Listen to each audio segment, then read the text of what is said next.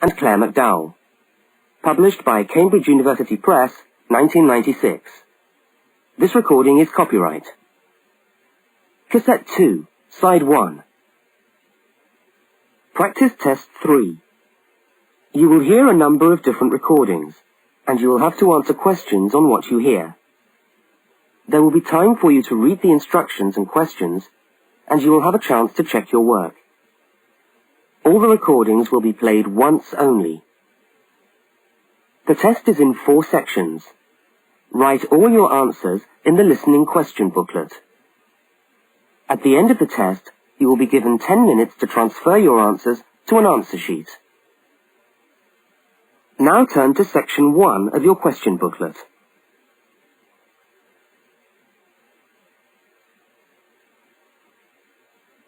Section 1. You will hear a student inquiring about parking facilities. First, look at questions 1 to 4.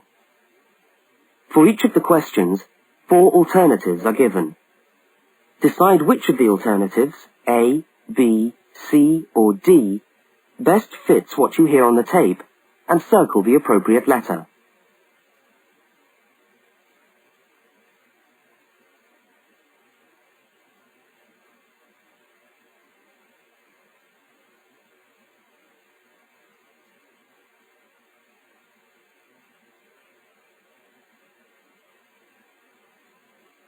You will see that there is an example which has been done for you. On this occasion only, the conversation relating to the example will be played first.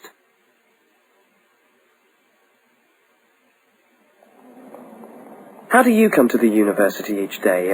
Train or bus, or do you have a car? Oh, I always walk. I haven't got a car, and anyway, I live quite close.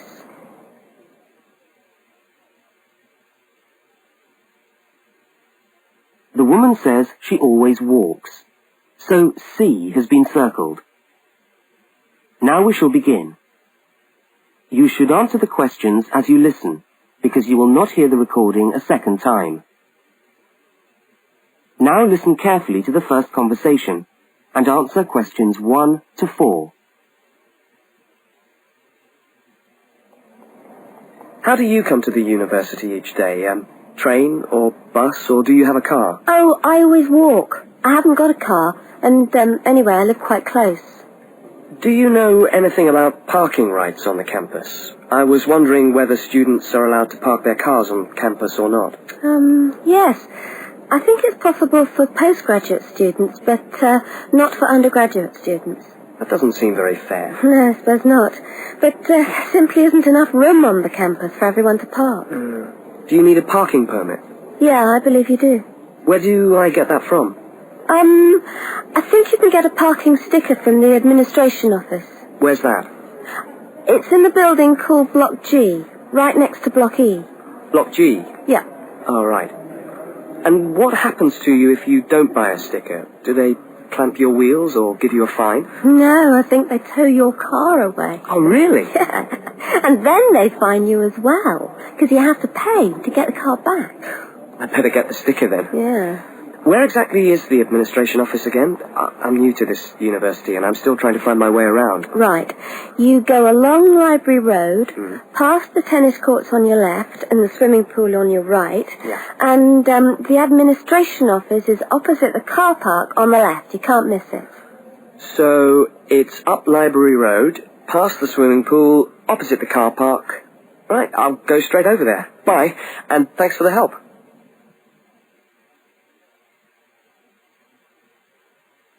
Now you have some time to look at questions 5 to 12.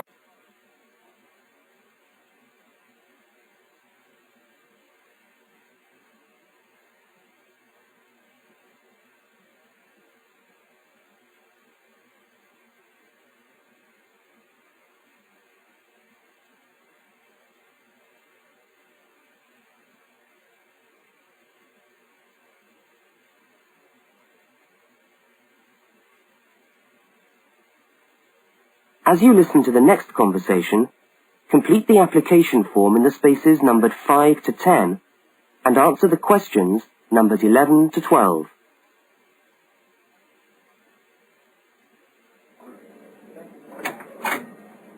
Good morning. Can I help you? Yes, I was told to come over here to get a parking sticker. Is this the right place? Yes, it is. Are you a postgraduate student? Yes, I am. Okay. Well, I'll just need to take some details. Your name? Richard Lee. That's spelt L-E-E. Richard Lee. And the address? Flat 13, 30 Enmore Road. How do you spell Enmore? E-N-M-O-R-E. And that's in the suburb of Newport. N-E-W-P-O-R-T. Faculty? I beg your pardon? Which faculty are you in? Oh, architecture, the Faculty of Architecture. Right.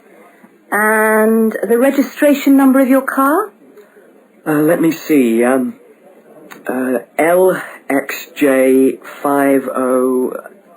Oh, no, sorry, I always get that wrong. It's, LJX058K. LJX508K? No, 058K. And what make is the car? It's a Ford. A Ford. Fine. Well, I'll just get you to sign here, and when you've paid the cashier, I'll be able to issue you with a sticker. All right. Where do I pay? Just across the corridor in the cashier's office. Oh, but it's 12:30 now, and they close at 12:15 for lunch. But they open again at 2:15 until 4:30. Oh, they're not open till 2:15. No. When you get your sticker, you must attach it to the front windscreen of your car. I'm afraid it's not valid if you don't have it stuck on the window.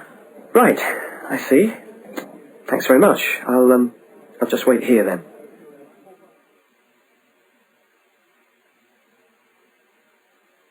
That is the end of section 1. You now have half a minute to check your answers.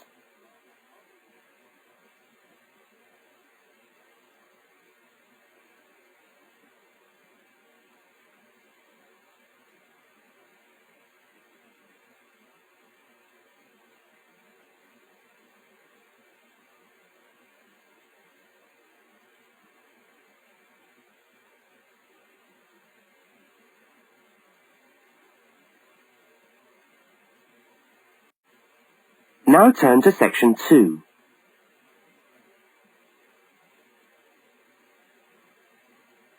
Section 2.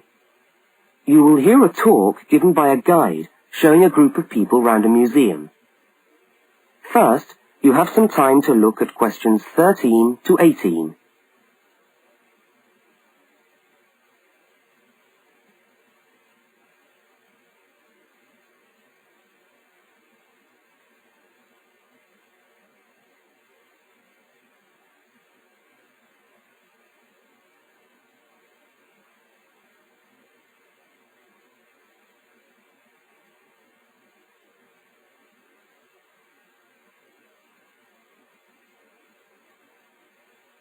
Now listen to the guide and complete the notes by filling in the numbered spaces 13 to 18.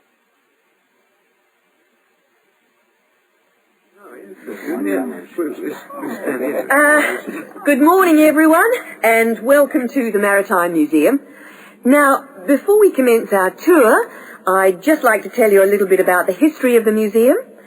As you can see, it's a very modern building, built in the postmodern style, and it was in fact opened by the Prime Minister of Australia in November 1991. It's been designed with a nautical flavour in mind, to remind us of our links with the sea. But the museum isn't only housed in this building. There are a number of historic ships docked outside in the harbour which form part of the museum, and which you are also free to visit. And we'll be coming to them shortly. I'd just like to point out one or two things of general interest while we're here. Handicapped toilets are located on this floor, and the door shows a wheelchair. The cloakroom, where you can hang your coat or leave your bags, is just behind us here. The education centre is on the top floor, and there's a good little library in there which you might like to use. Follow the signs to the Education Centre. You'll see a lot of little green arrows on the wall. The green arrows will take you there. The information desk, marked with the small letter I on your plan, is located right here in the foyer. So if you get separated from your friends, I suggest you make your way back to the information desk because we'll be returning to this spot at the end of the tour. All right? Now, if you look out this window, you should be able to see where the museum's ships are docked. If you want to go on a tour of the old ship, the Vampire, she's docked over there, and you should meet outside on the quay. However, a word of warning. I don't recommend it for the grandmas and grandpas because there are lots of stairs to climb. Right now, let's move on. Oh, I almost forgot to give you the times for that tour. Now, tours of the Vampire run on the hour, every hour, all right? Now look at questions 19 to 23.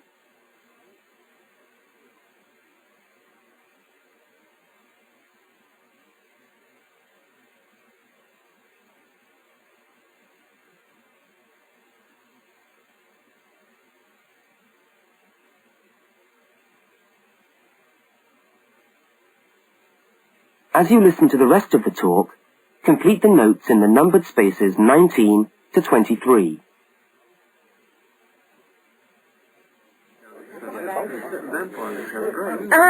Let's take a walk around the museum now. The first room we're coming to is the theatre. This room is used to screen videos of special interest, and we also use it for lectures. There's a continuous video showing today about the voyages of Captain Cook, so come back here later on if you want to learn more about Captain Cook. Now, we're moving along the gallery known as the Leisure Gallery. This is one of our permanent exhibitions, and here we try to give you an idea of the many different ways in which Australians have enjoyed their time by the sea. Surfing, swimming, life-saving clubs, that's all very much a part of Australian culture. At the end of this section, we'll come to the picture gallery, where we've got a marvellous collection of paintings, all by Australian artists.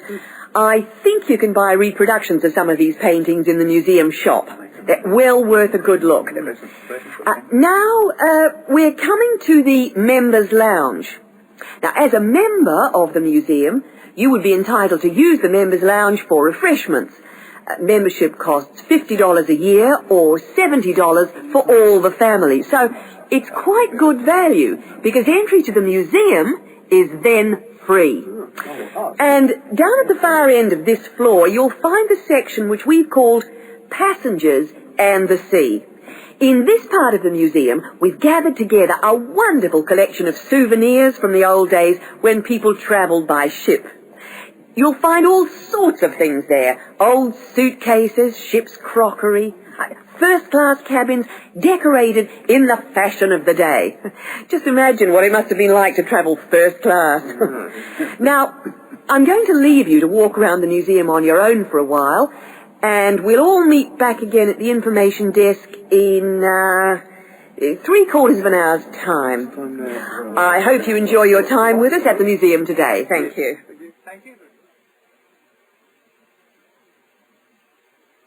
That is the end of section 2.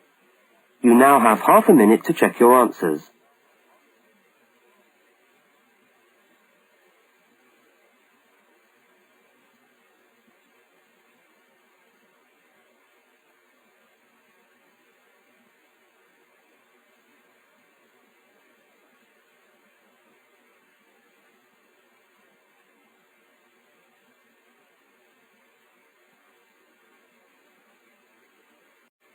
Now turn to section 3.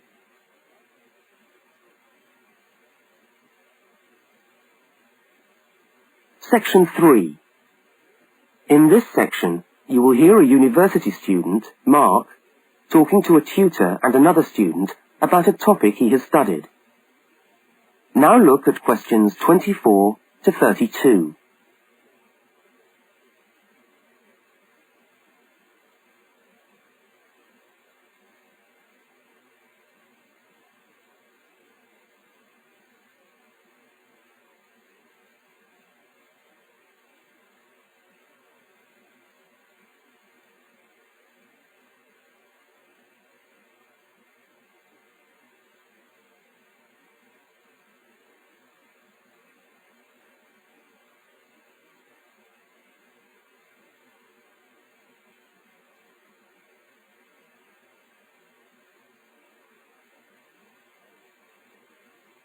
Now listen to the conversation and answer questions 24 to 32.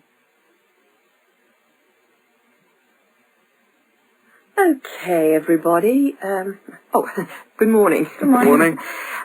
It's Mark's turn to talk to us today, so Mark, I'll ask you to get straight down to business. All right. Now, following on from what we were discussing last week in Susan's tutorial on approaches to marketing, you were going to give us a quick rundown on a new strategy for pricing, which is now being used by many large companies, known as revenue management, before we go on to your actual tutorial paper on sales targets. Is that correct? Yeah, okay, well... So, what exactly is revenue management? Well, it's a way of managing your pricing by treating things like airline tickets and hotel rooms rather more as if they were perishable goods. Yeah, I just tried to book a ticket yesterday for Perth, and would you believe there are 3 different prices for the flights? Right, and what was the rationale for that? Well, the travel agent said it depended on when you book and the length of the stay. Like, it's cheap if you stay away for a Saturday night, presumably because this isn't business travel, and even cheaper if you buy a ticket where you can't get a refund if you have to cancel. In that case, the ticket costs about half the price. You wouldn't think it would make that much difference, would you? Well, it does, and that's basically because the airlines are now treating their seats like a commodity. You see, if you want a seat today, then you pay far more for it than if you want it in 3 weeks' time. That seems rather unfair. Well, not really. When you think about it, that's just common sense, isn't it? Well, I suppose so. What this actually means is that in the same row of seats on the same flight, you could have 3 people who have all paid a different price for their tickets. And is this just happening in Australia? No, it's the same all over the world. Airlines are able to market a seat as a perishable product with different values at different stages of its life. Well, like mangoes or apples at the market. Yeah, it's exactly like that. The fact is that the companies are not actually interested in selling you a cheap flight. They're interested in selling the seats and flying airplanes that are full. Mark, why do you think revenue management has come about? Well, as far as I can see, there are 2 basic reasons. Firstly, because the law has been changed to allow the companies to do this. You see, in the past, they didn't have the right to keep changing the prices of the tickets. And secondly, we now have very powerful computer programs to do the calculations, and so the prices can be changed at a moment's notice. So you mean 10 minutes could be critical when you're buying a plane ticket? Absolutely. That's right. Yeah. And I understand we've almost reached the stage where these computer programs that the airlines are using will eventually be available to consumers to find the best deals for their travel plans from their home computer. Heavens, what a thought. So the travel agent could easily become a thing of the past if you could book your airline tickets from home. Are there any other industries using this system, or is it restricted to the airline business? No, many of the big hotel groups are doing it now. That's why the price of a bed in a hotel can also vary so much, depending on when and where you book it. It's all a bit of a gamble, really. Yeah, and hire car companies are also using revenue management to set their tariffs, because they're also dealing with a commodity, if you like. So the cost of hiring a car will depend on demand. Well, thank you, Mark, for that overview. That No was trouble. well researched. Now, let's get on with your main topic for today. That is the end of section 3. You now have half a minute to check your answers.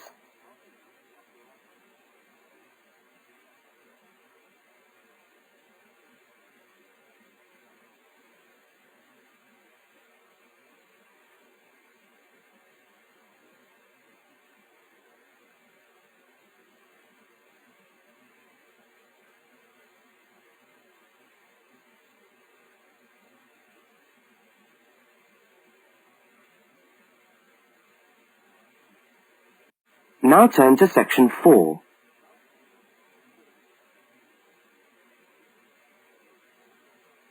Section 4. You are going to hear a short talk on space management in supermarkets. First, you have some time to look at questions 33 to 37.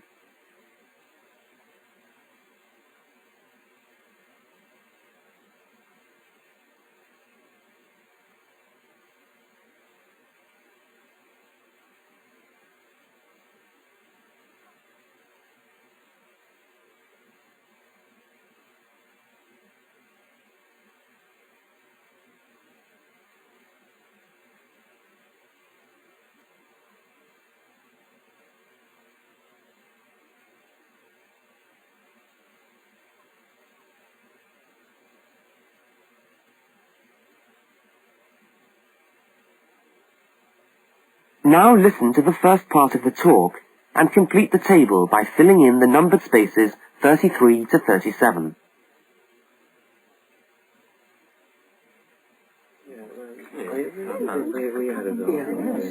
Good morning.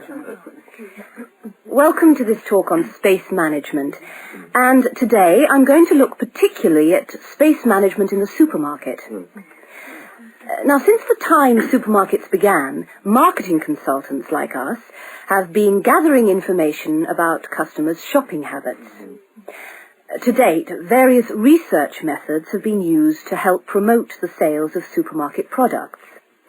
There is, for example, the simple and direct questionnaire, which provides information from customers about their views on displays and products, and then helps retailers make decisions about what to put where. Another method to help managers understand just how shoppers go around their stores are the hidden television cameras that film us as we shop and monitor our physical movement around the supermarket aisles. Where do we start? What do we buy last? What attracts us, etc.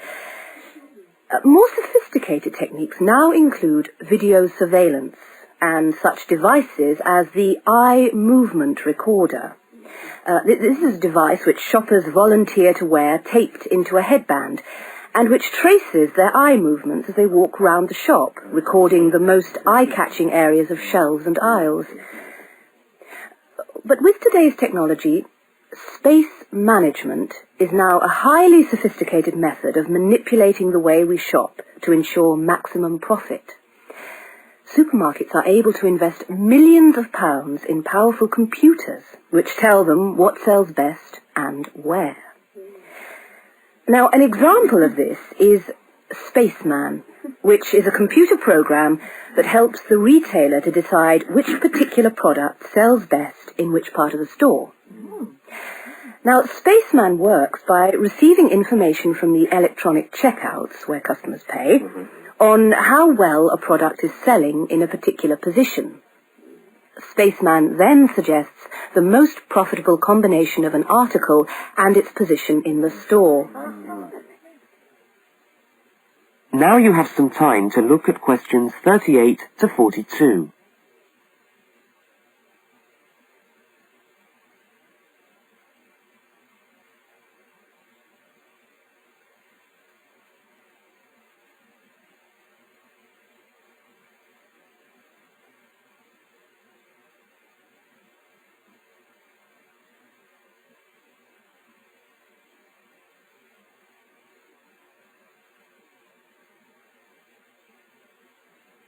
As you listen to the rest of the talk, label the diagram by filling in the numbered spaces 38 to 42.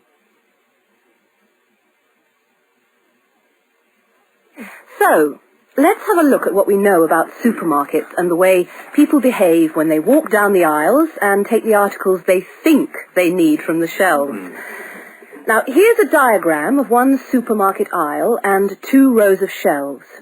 Here's the entrance at the top left-hand corner. Now, products placed here at the beginning of aisles don't sell well.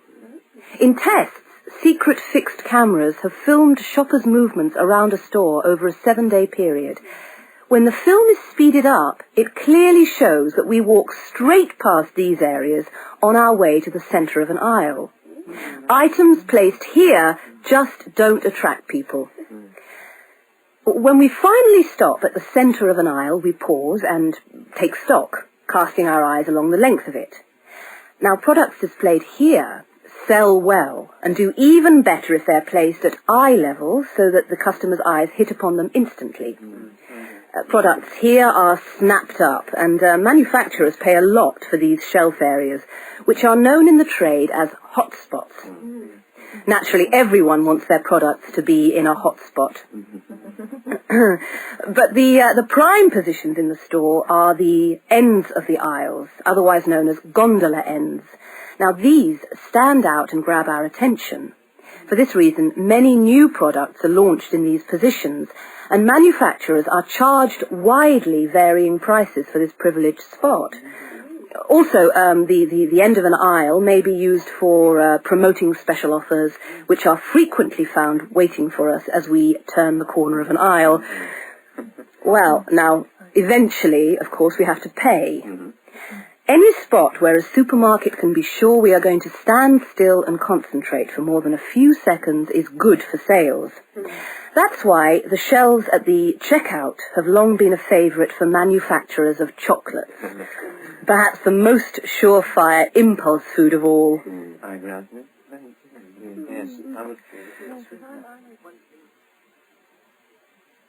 That is the end of section 4. You now have half a minute to check your answers.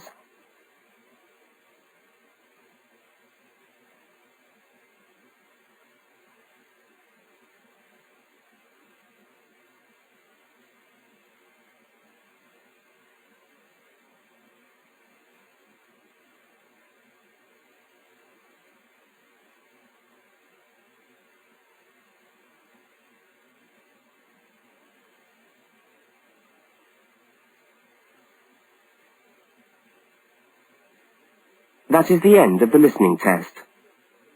You now have 10 minutes to transfer your answers to the listening